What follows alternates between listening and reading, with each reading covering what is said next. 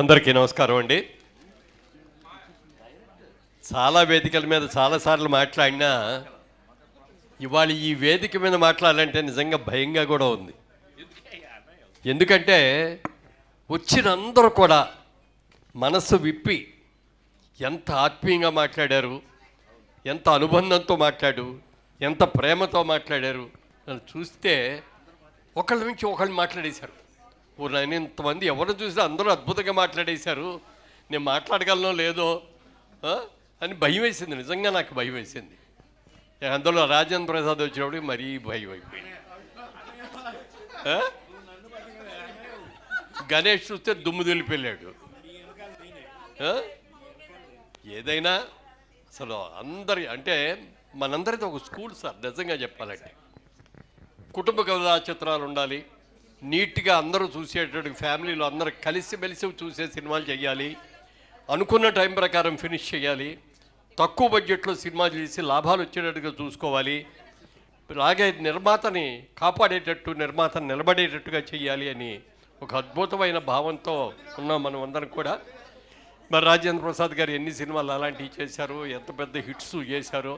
చిన్న బడ్జెట్తో పెద్ద హిట్, పెద్ద సినిమా తీసి సూపర్ హిట్ అవ్వచ్చు, అది వేరు. ఒక చిన్న సినిమా తీసి ఆ సినిమా సూపర్ హిట్ అవ్వటం అనేది గొప్ప విషయం. అలాంటి సంస్థలు బ్రహ్మాండమైంది. పోనీ ఏదో మాట్లాడదామని 4 పాయింట్లు దగ్గర పెట్టుకొని వచ్చా. ఏమో ఆ ఏబీలో మొత్తం చెప్పేశాడు అన్నీ. ఇంతకుముందు మాట్లాడిన వాళ్ళందరూ అన్నీ మాట్లాడేశారు.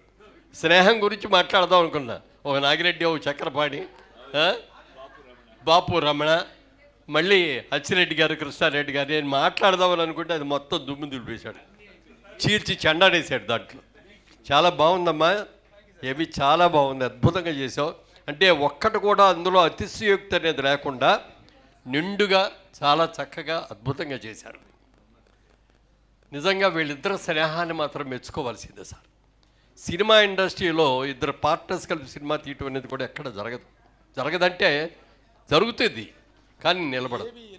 ఓ సినిమా అయ్యాకో 4 సినిమాలు అయ్యాకో కష్టం అంతా నాది, డబ్బులన్నీ నాయి, పేరు అన్నీ ఆయన కొట్టేస్తున్నాడు, హీరోయిన్ల పక్కన నుండి ఆయనే ఫోటోలు తీయించుకుంటున్నాడు, నన్ను అసలు లెక్క చేయట్లేదు, ఇలాంటివన్నీ చాలా వచ్చేస్తాయి, డిఫరెన్స్ ఆఫ్ ఒపీనియన్లు.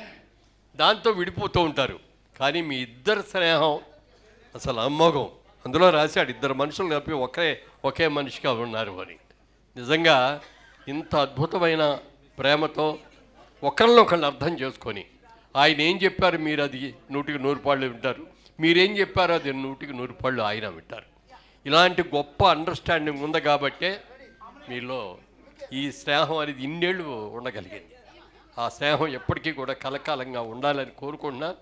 తర్వాత కృష్ణారెడ్డి గారిని చూస్తే నాకు చాలా ఈర్ష్యగా ఉంటుందండి. ఎందుకంటే చెప్పాల్సిందే, ఎప్పుడు చూసినా ట్రిమ్ముగా ఉంటాడు ఆయన. మంచి అదే అక్కడికే వస్తున్నా. అందరూ నన్ను ఏమో ట్రిమ్గా ఉన్నావు, బాగున్నావు అయ్యా అంటారు. కానీ ఆయన చూస్తే నాకు ఈయనలాగా నేను ఫిట్గా, అంటే కండలు తిరిగి ఉంటాయి అట్లా చూస్తాడు. కానీ అయినా ఆ చట్టు చూడండి, చేతులు మడత పెట్టిన తర్వాత భుజాలు చూడండి, అది చూడండి. అప్పుడో ఇప్పుడు కాస్త ఎక్కువ తింటే పొట్ట కనపడుతుంది నాకు. ఎప్పుడు ఆయనలో పొట్ట పెరిగినట్టు చూడలే ఆయన దొరకు. ఇవాళ ఈ ఫంక్షన్కి వస్తున్నానంటే కృష్ణారెడ్డి గారి ఫంక్షన్లో ఉన్నాం మనం అంటే ఎలా డ్రెస్ వేసుకోవాలి, ఏ షర్ట్ వేసుకోవాలి, ఏ ప్యాంట్ వేసుకోవాలి, ఆయన్ని మించి ఉండలేను. కానీ ఆయనకి సమవిజ్జీగా ఉండాలి కదా. మేమిద్దరం అపూర్వ సహోదరులు అనుకుంటాం మేము చాలాసార్లు. ఫంక్షన్కి వెళ్ళగానే ఆయన ఏం చొక్కా వేసుకున్నాడు, ఏం గెటప్లో ఉన్నాడు, ఏం షూ వేసాడు, మనం ఏం వేసుకోవాలి, ఇక్కడ దెబ్బతిన్నామా అని అనుకుంటూ ఉంటాం. చాలా సంతోషం అండి. వాళ్ళ నిజంగా మీకు ఎంతమంది ఆత్మీయులు ఉండటం చాలా గొప్ప విషయం. మీరు ఎన్ని కోట్లు సంపాదించారు అన్నది ముఖ్యం కాదండి, ఎంతమందికి లైఫ్ ఇచ్చారు, ఎన్ని అద్భుతమైన చిత్రాలని నిర్మించారు, మీరు దర్శకత్వం వహించారు. ఆయన రాగానే ఆ పగడాల పడవ గుర్తుకొచ్చేది నాకు. మంచి పాటలు ఉన్నాయి.